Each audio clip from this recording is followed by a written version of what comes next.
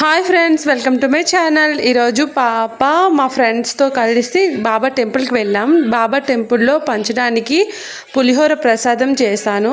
ముందుగా అన్నం వాష్ చేసుకొని చింతపండు గుజ్జుని బాగా సరిపడే రెడీ చేసుకొని ఈ రైస్లో బాగా కలిపేసుకోవాలి. నెక్స్ట్ ఈ పులుపంతా బాగా కలిపినాక ఈ రైస్కి తాలింపు వేసేసుకోవాలి.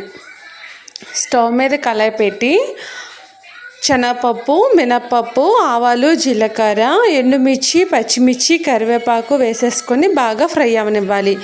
ఇందులోనే కొంచెం ఇంగువ యాడ్ చేసేసుకొని నెక్స్ట్ ఫ్రై చేసి పొట్టు తీసేసిన పల్లీలను వేసేసుకొని బాగా కలుపుకొని మనం ఆల్రెడీ రెడీ చేసాం కదా చింతపండు పులుపు వేసుకునే రైస్, అందులోనే ఈ తాలింపు వేసేసుకొని బాగా కలుపుకోవాలి.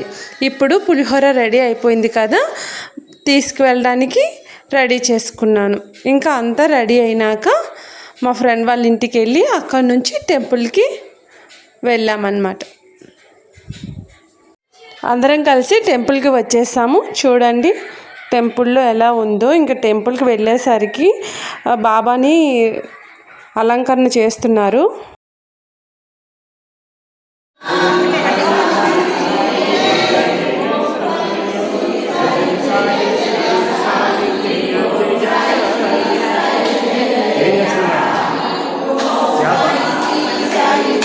రోజు నాకు బాబా పల్లకి మోసి పల్లకి సేవ చేసే అదృష్టం దక్కింది.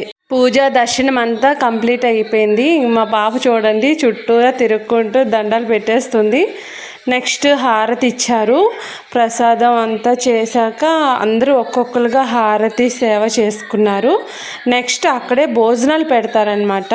ఫస్ట్ రౌండ్ అంతా కొంచెం హెల్ప్ చేసి సెకండ్ రౌండ్లో మేము తినేసి వచ్చేసాం. వీడియో నచ్చితే like and subscribe my channel. Love you all. Bye.